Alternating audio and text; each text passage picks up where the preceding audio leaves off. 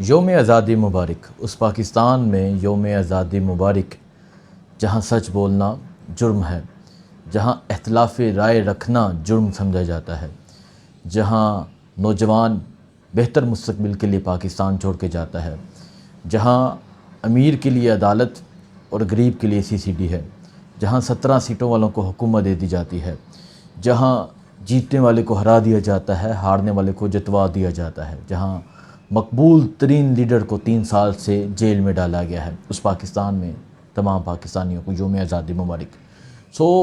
कल रात क्योंकि मैं कवरेज में मसरूफ़ था, कल रात को जो वज़ीर आला सुहेल अफरीदी डी चौक पहुँचे और फिर जो उनकी गाड़ी पे एक हमला हुआ जो इस्लामाबाद पुलिस के एहलकारों ने किया वो आपको बताते हैं। और फिर कल जब वो निकलते हैं बाहर क्या मंज़र होता है। इसके अलावा लाहौर, कराची, मुल्तान, गुजरांवाला, बाकी शहरों में क्या सूरत हाल होती है, स्पेशली पिंडी, वो आपको बताते हैं।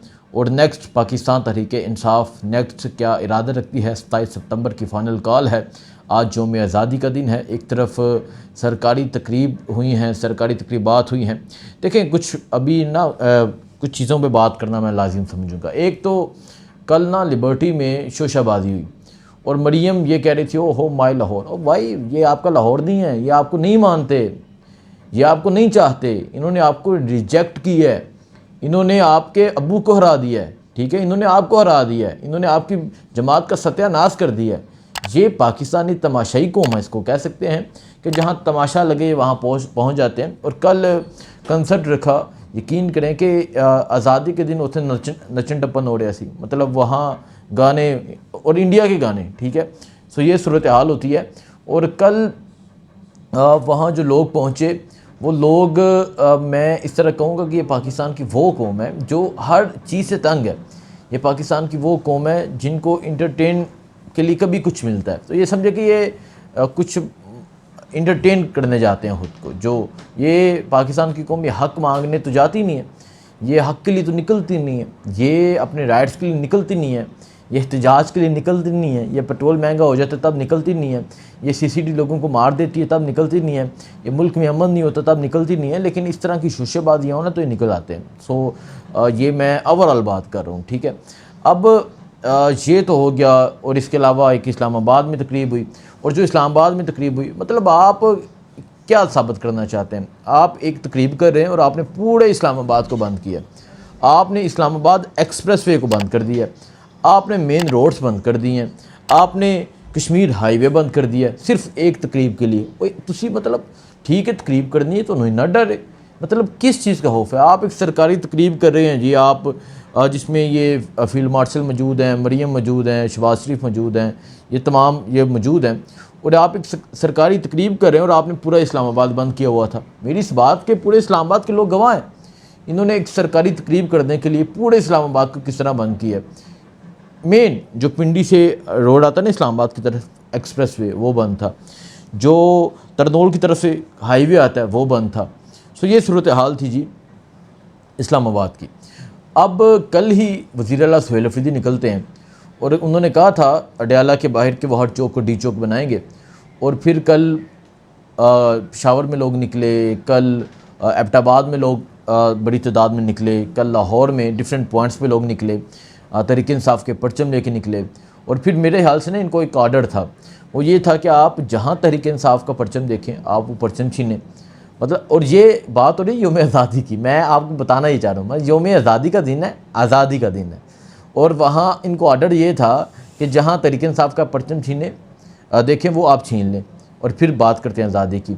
अब कल सुहेल अफरीदी पहुँचे अचानक से सेंट्रोरस के बाहर, और जब पहुँचे मैं एक दावे के साथ कहता हूँ, मतलब ये कि मैं सुहेल अफरीदी की कोई फेवर की बात नहीं कर रहा, हकीकत ये है कि कोई भी जो है वो कोई भी अगर बात करें मरीम नवाज़ की, भुट्टी की, मुराद अली शाह की, कोई भी इस तरह अवाम में नहीं निकल सकता, कोई भी इस तरह अवाम में आके खड़ा नहीं हो सकता, कोई भी इस तरह आके अवाम का सामना नहीं कर सकता, ठीक है। आप लेकर आए ना, कल जैसे योम आज़ादी का दिन था, आप आज भी दिन है, मैं अभी चैलेंज दे रहा हूँ, आप अता तारर को कहें रात को जब लोग बाहर निकले हों तो वो पब्लिक में आए, इस तरह वो सेंट्रल स्कूल के सामने आके इस तरह खड़ा हो जाए अंदर, ठीक है, लोगों के अंदर।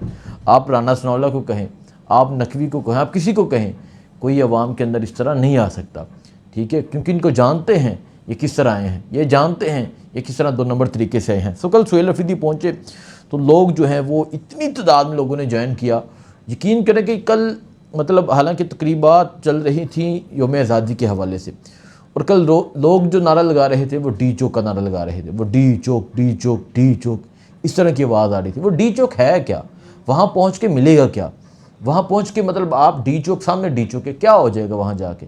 लेकिन लोग ये समझते हैं कि जब हम यकजा होके इकट्ठे होके डी चौक की तरफ आएंगे तो हम अपना मकसद अचीव करेंगे, पर डी चौक पहुँच के इमरान खान को रहा करवाएंगे।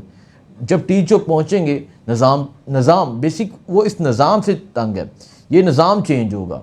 वो कहते हैं कि हमें इंसाफ मिलेगा, हमें इस पाकिस्तान में कोई रोज़गार मिलेगा, हमें इस पाकिस्तान में कुछ मिलेगा, ठीक है।